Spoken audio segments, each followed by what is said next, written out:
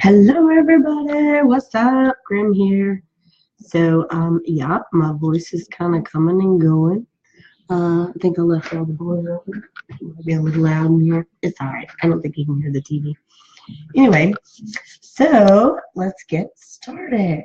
I'm looking back and forth because I've got two screens up. So if you see me looking back and forth, I'm sorry. That's just kind of the way that I do things. So for those of you that don't know me, my name is April, but I go by Grim. Everybody's called me that for years, so I am Grim. I'm boomy today. Why am I boomy? Do I need to adjust the settings? I don't know if it'll let me do that. I might need to start over. Hey, Karen. Crazy. So does it sound bad, Marcy? Or is it because my voice is crazy?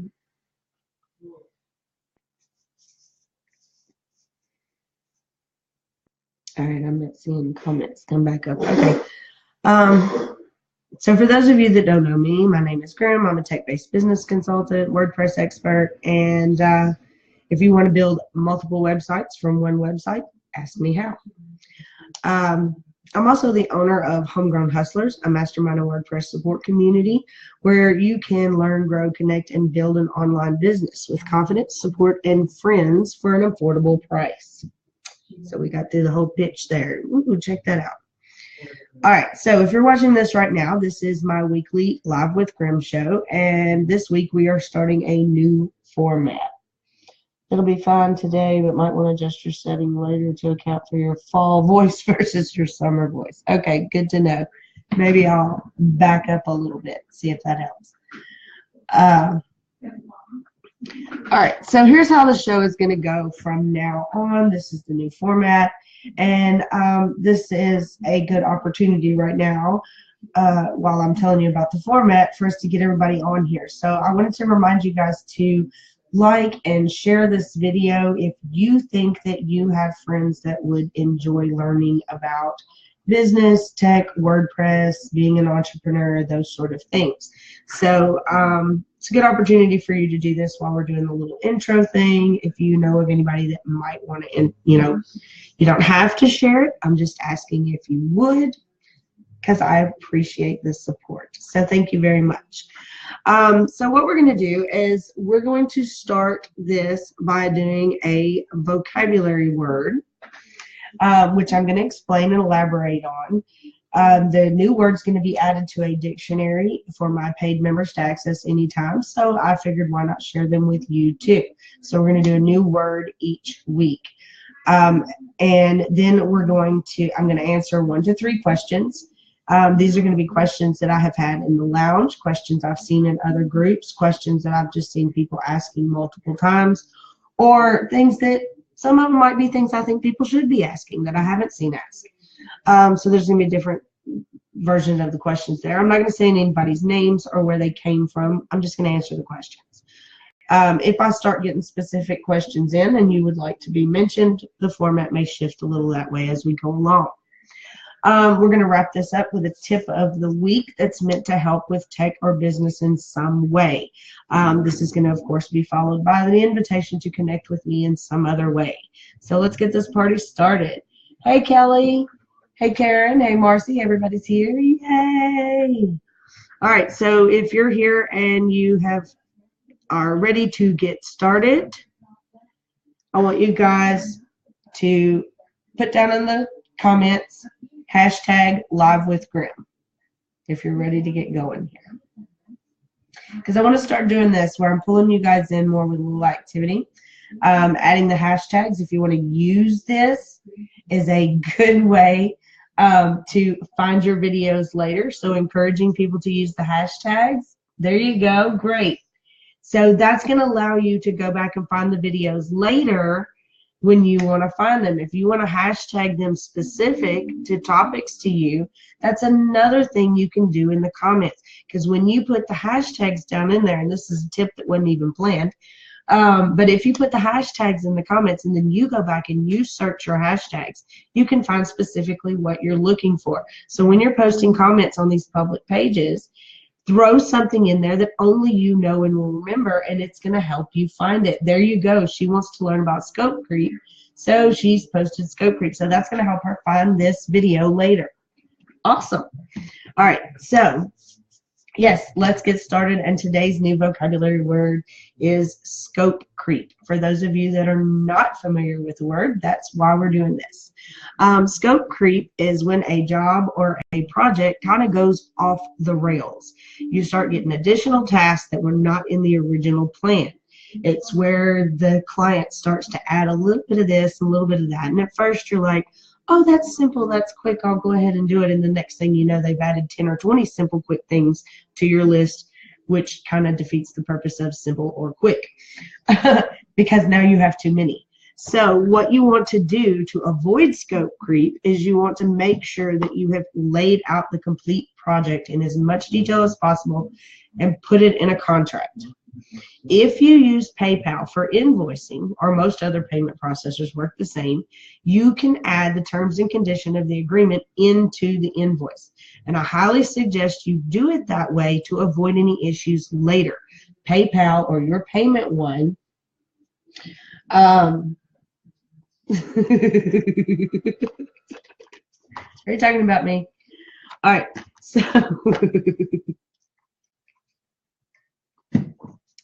all right, so I highly suggest you do it through PayPal. And the reason being is because PayPal and all of these online things, yeah, well, I don't recommend you do, but whatever you use, I recommend you do it through your straight invoice from there, rather than sending them to your PayPal ME or sending them to just a button or something like that. If you do a contract, yes, so that PayPal can reference it later in case of any issues. That's exactly right. So when PayPal, if they come back to PayPal and they say, I didn't receive my purchase, because that's the only thing they can say on that. And with digital products, you can't go, hey, I sent it. Here's a shipping number. Here's a tracking number. Here's where they signed for it or anything like that. You don't have that option. So the only thing you have to go on is their payment and what they agreed to at the time of payment. And if it's done through your payment processing service, PayPal, Stripe, whatever it may be, and they know you had the invoice in there from get-go, that's their way of knowing this client agreed to these terms. They can see when you put the terms in there, when you've updated them and everything. I had one that wanted me to update the terms before she agreed. So we changed them 3 times before she agreed to it. But PayPal knows, and they know which changes were made and when. So that keeps you safe. I like the idea of adding terms to the invoice through the processor. I read that PayPal routinely reverses payments, so it's not good to use the idea of adding. So it's not good to use. The idea of adding terms should prevent that. Technically, PayPal, Stripe, all of them have those same terms. The difference is 80% of people are using PayPal. So therefore, Stripe does not have the complaints and the problems that PayPal has because there's not as many people using it. So therefore, they haven't gone through the experience. Another thing is you're not going to experience a lot of the problems from PayPal until you've got regular money coming in, unless you've got a specific person, like you said, that complains or has a problem. And I have had that. I haven't specifically checked into Square, Kelly, but it should work the same as all of them. Using business payments, they're going to take out fees. There's going to be restrictions. You're going to need to be able to do things. If you are using Square, where you're scanning their card there on those actual things, there should be a way in there still to invoice them. Yes, service hours, anything you're going to do it as, you definitely want to have it that way. But all of them are going to be like, it's a digital product. You have to prove what you've done. And I personally have had requested refunds. I've lost one. I've won one. So it really depends on how many records you keep, what kind of contracts you have, if they've agreed to terms, screenshots, things like that are things you need to consider taking, into account. I keep track of the hours worked. I have a list of that I sent to them in one of my disputes. I don't know what the deciding factor was, but I won that case. So that's what I can tell you about that. All right. So do any of you guys have experience with scope creep, and how did it end? Not well, I bet. I had a client like that and we ended on bad terms.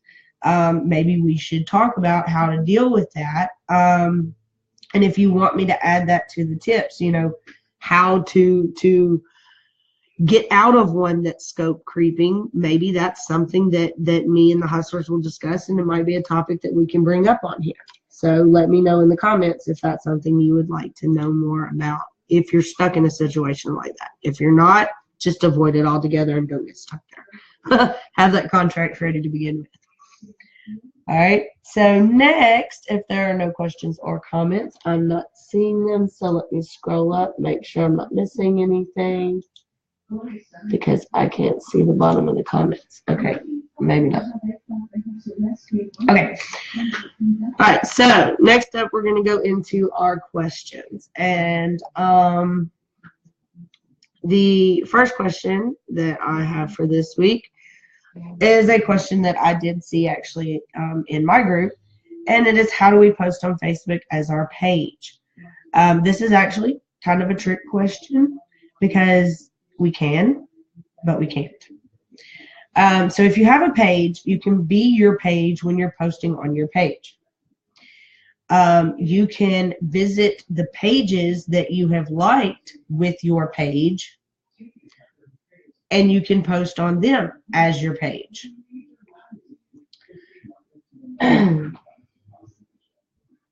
Yes, you can post on other pages as your page. If I'm not mistaken, you can only post on those other pages as your page if you've liked them as your page. So if somebody wants to check that for me, you can. I checked it a while back, but it's been a while since I checked that. But I think you have to like the page as your page to be able to comment on that page as your page. You can post and comment in your group as your page if you've connected the page to your group. Now, you believe that is correct? Okay, thank you, Karen. And you can post in your group as your page if you've synced your page and it is now an admin of your group. What you can't do, and what a lot of people wish they could, is you can't be on Facebook as your page all the time. A page, there's no way to post in other groups as your page. And there's no way to post on any profiles as your page. And the reason that is because your page can't post on profiles because of spam, privacy, issues like that. You're a business. That's their personal page. I'm fixing the cough. Hold on a minute.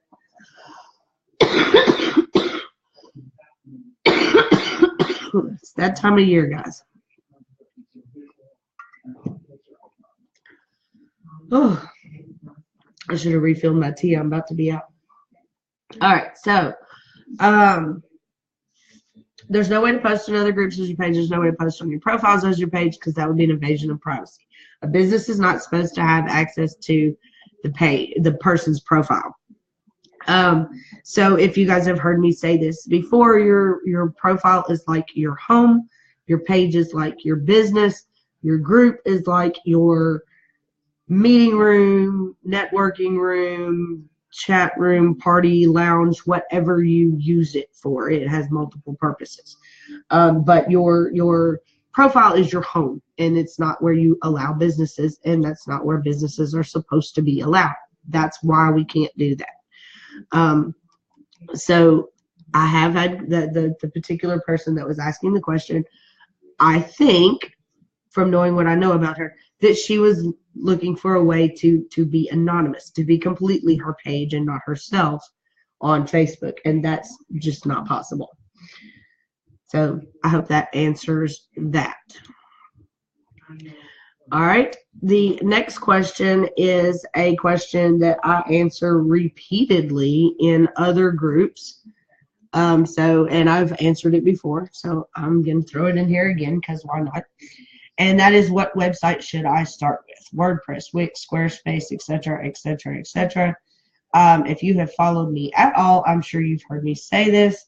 Have no issues saying it again because it's asked daily somewhere, so I always want to make sure it's out there.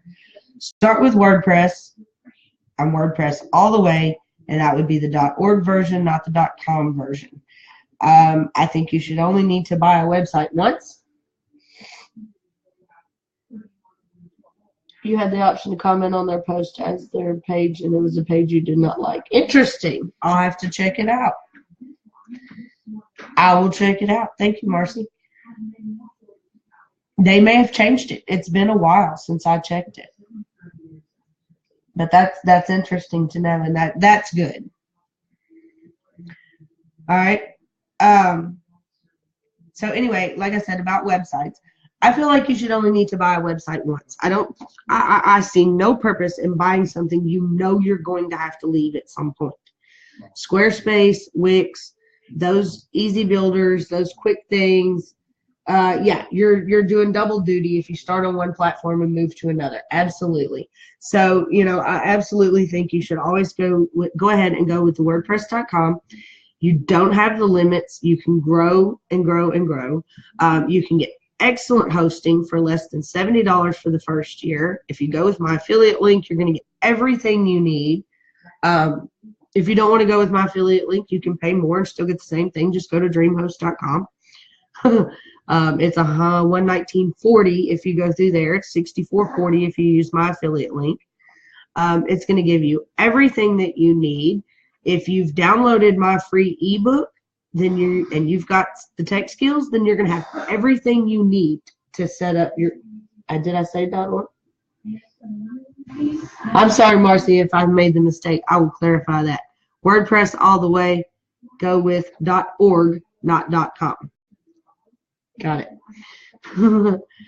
So you want to be on your own host.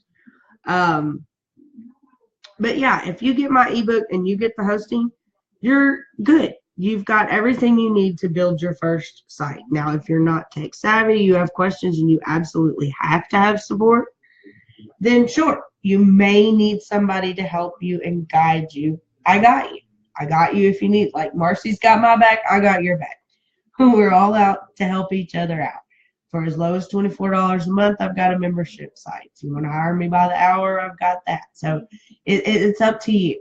But it's still going to be a whole lot cheaper than paying Wix every month for the limited amount of things you get and the robotic support that you're going to get from a lot of the things. It's like when you call tech support on anything. You've got somebody sitting there with a script that's going to go through a list of troubles and things that's wrong with it. Did you plug it in? Did you turn it on? They're going to go through things that you're like, okay, I've done the dumb shit. Let's get to the real stuff. That's the kind of support you're going to get. So if that's really what you want to pay extra for and you want to move the site later and you just want to double up your work, then go right ahead. But it's like that commercial they said on TV where it's showing all those people that like weird things that nobody likes, like chalkboards being scraped and stuff like that. Yes, we can skip the first 20 steps. All right. So, any questions on that? If you need to move a site, it depends on what you're on. Some are easier to move than others. You are not going to easily move from a Wix or a Squarespace to a WordPress. They just don't transfer easily. So just so you know that. You should know what you're getting into before you start. All right, and our final question this week. This one is one that I had to think real deep and hard on before adding. The question is, I'm ready to hire a coach, and how do I choose the one for me, the right one for me? Now, the reason that I decided, first of all, to answer this question is it's asked a lot. So let me here. Let's do this way. All right. First of all, you see, I'm not a coach, or at least I don't consider myself one. I have been a coach in the past. I have taken a coached class, but I've never hired a coach. I also don't consider myself to be very coachable. So why am I answering this question? I run a mastermind group, and we talk about all sorts of business topics, and this is one of them. Okay, some of the members in my group have coaches. Some of them have had coaches in the past. But the thing is there's one thing that we all agree on, whether you're coachable, not coachable, have a coach, have ever hired a coach or anything. I think the one thing that we can agree on is that you should have the right coach for you. So that's why I'm addressing this question, and that's why I want to go ahead and at least give my opinion on it. Yes, we're going to get to that. All right, so how do you do that? How do you find the right coach for you?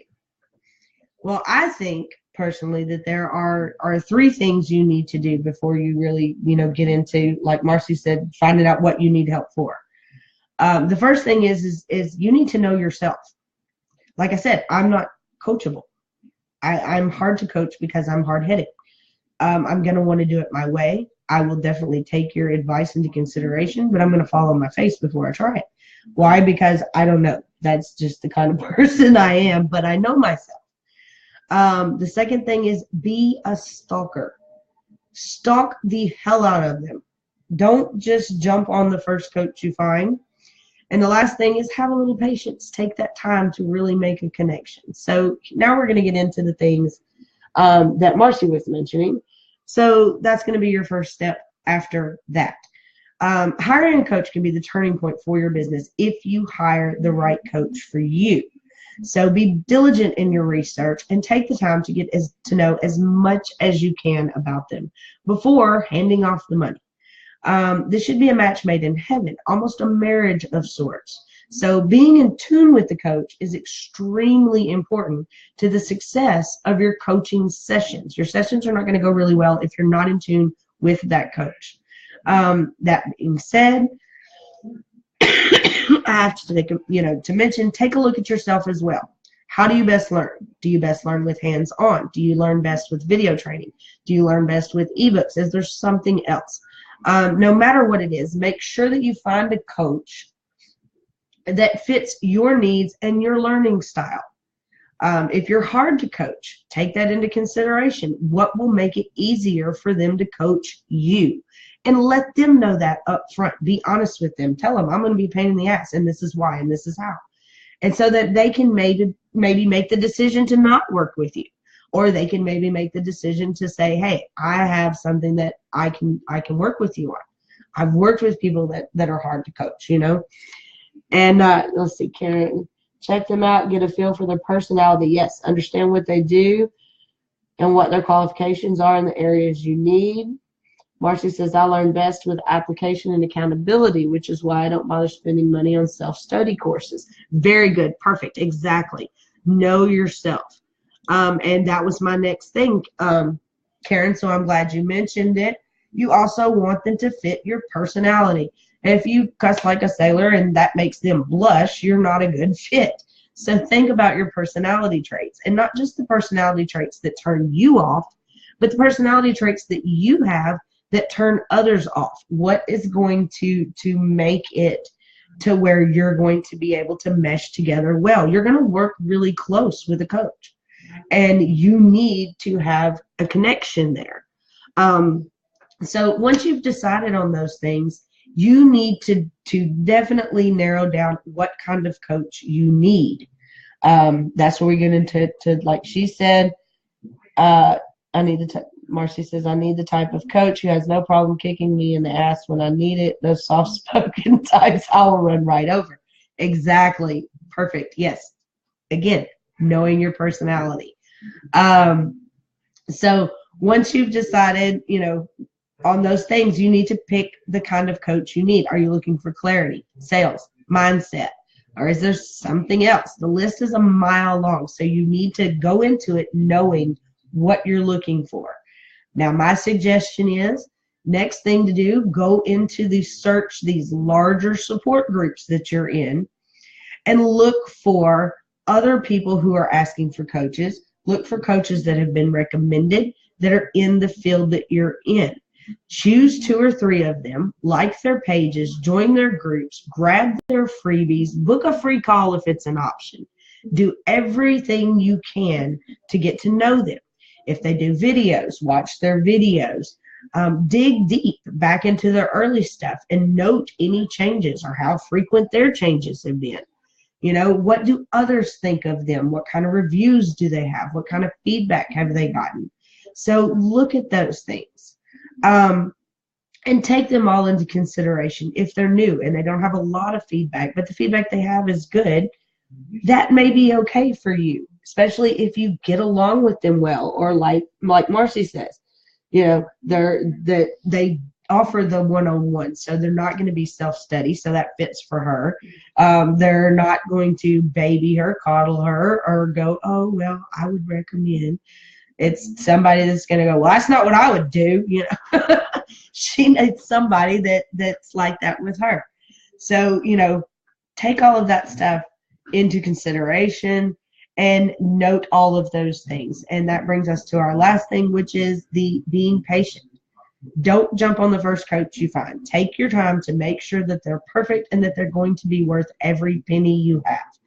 I do believe, and this is just my own out of thin air estimate, but I would say that probably 80% of the people who left a coach not happy, not the happy ones, but the ones that left unhappy with what they received, either A, put forth no effort of their own, B, had no connection whatsoever to the coach, or C, they weren't ready for that coach. So those are the things that I think is really what can be an issue with having a coach. So take the time and be patient. So what do you guys think? Have you hired a coach, and what advice? And you guys have been giving some great advice in here. So if you have anything to add to that, that's great. Marcy, I looked at probably a dozen coaches before I hired Jen, and I've been back with her 4 times now. So see, once you make that connection, you're going to just keep, that connection going.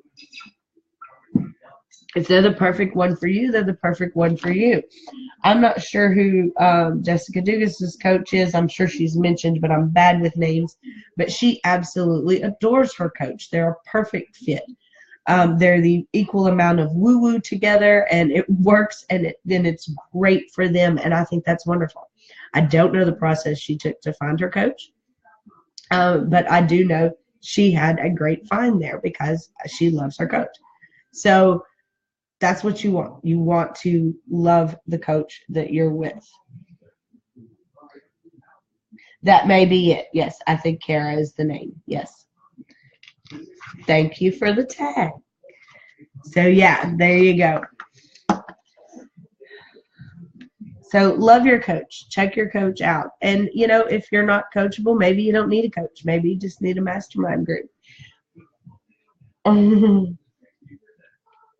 I think she is her coach. I don't think she was. I think she still is her coach. But I know she adores her. So yeah, if you have any coach, and I don't know what kind of coach she is, but if you have coaches that you absolutely adore, put them in there in case somebody needs to look for somebody, like Marcy's tagging them. That's great. I'm sure your coach would appreciate that. Again, like I said, if you're not coachable though, then maybe a mastermind is for you. But if you are, there are some great coaches out there. There are some people that I know of that have coaches that they absolutely love. And it's probably, I'm going to say, because as Marcy mentioned, next goal is to work with Jessica Lorimer. Oh, great. But like Marcy said, she looked at a dozen coaches before she picked one. So take your time. Be patient.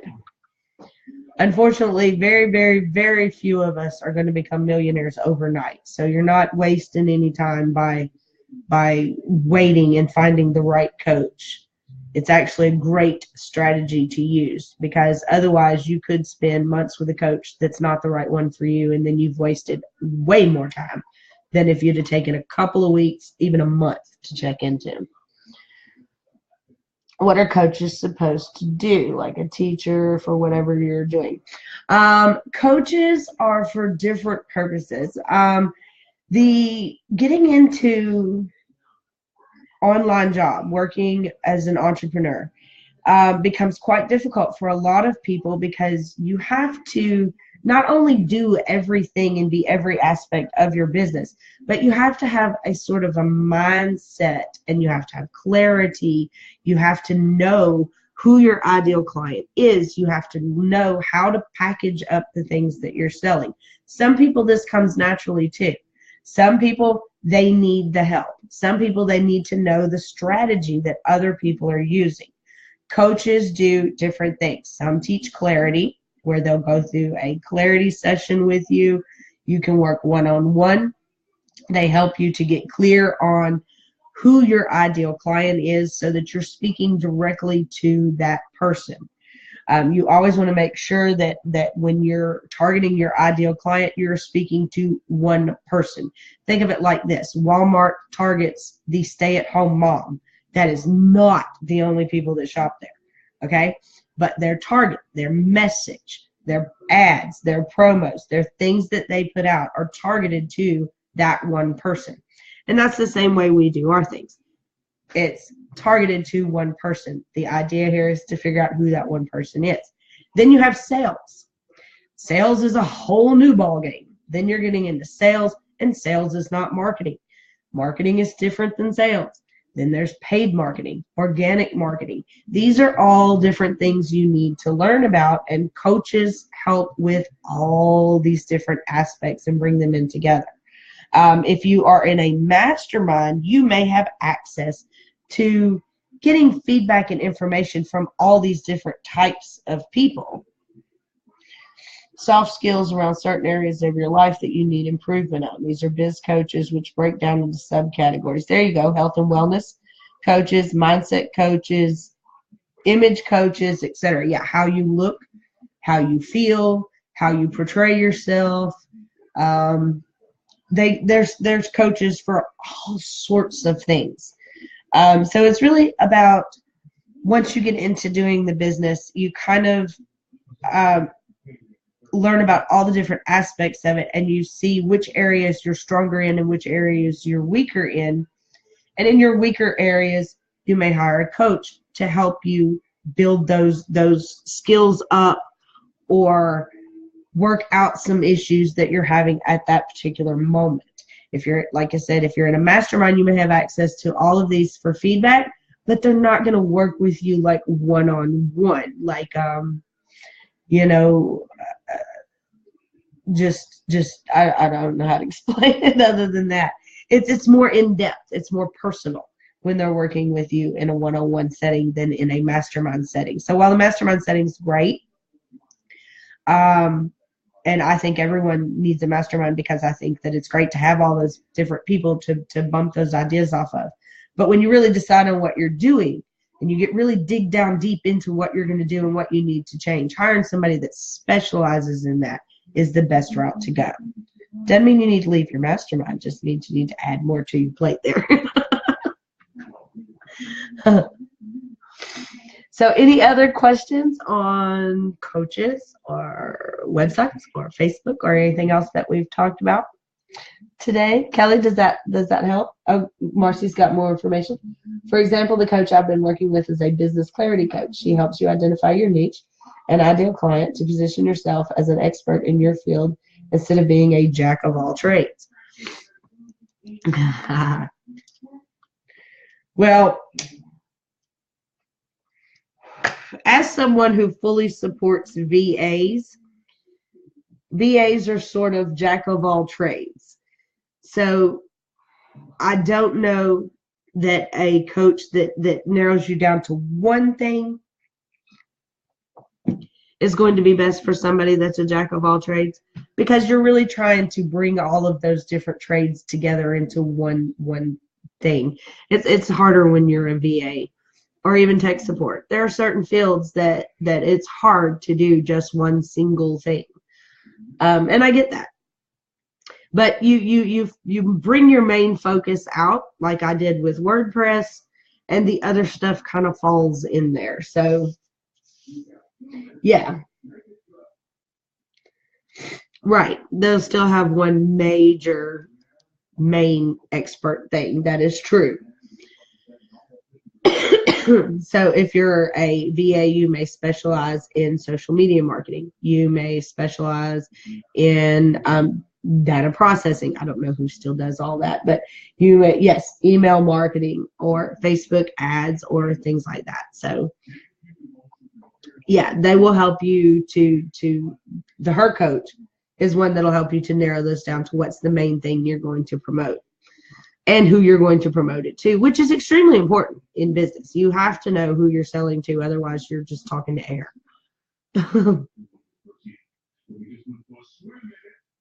Talking to everybody doesn't get anyone's attention. Quote that. You have to talk to one person. The rest of them will come eventually. It's kind of like if you build it, they will come. Sort of. If you're talking to the right ones and inviting the right people. All right. So I'm going to go on to our final tech tip of the day. And our final tech tip of the day comes from my own experience this week. Save often. Do you walk away from things that you are doing online? I do, and I forget to save sometimes. This can lock up in the cache, it can log you out, or worse, it can decide to run an update while you're away. If you have been working on an ebook, or you have been working on a PDF, if you've been working in OneNote, if you've been working anywhere online, anything. For me in particular, I was working on my website in Elementor, and I left it overnight, came back the next morning. I had not saved before I went to bed.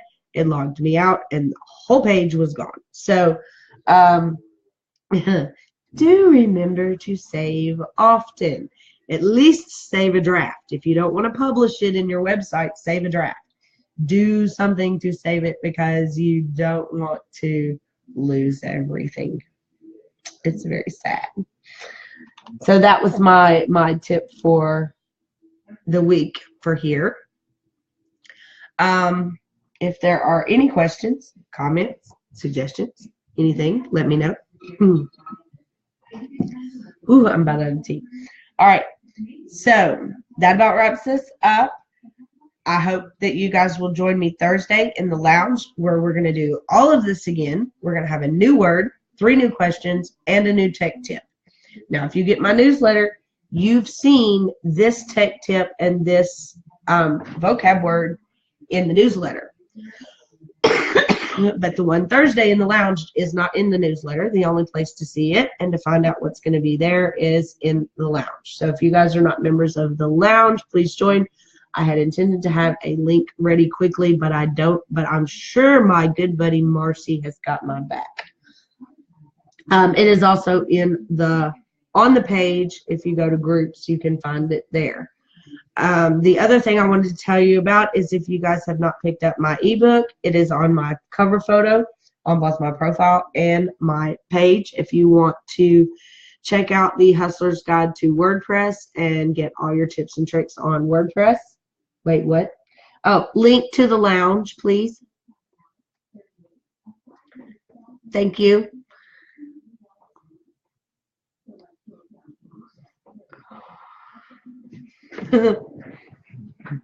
Marcy is my networking buddy. She's got my back. She was probably busy. She's been working hard all morning. But anyway, that was the last thing. Thank you. There it is. So pick up the Hustler's Guide to WordPress ebook on my cover photo. Check out the website.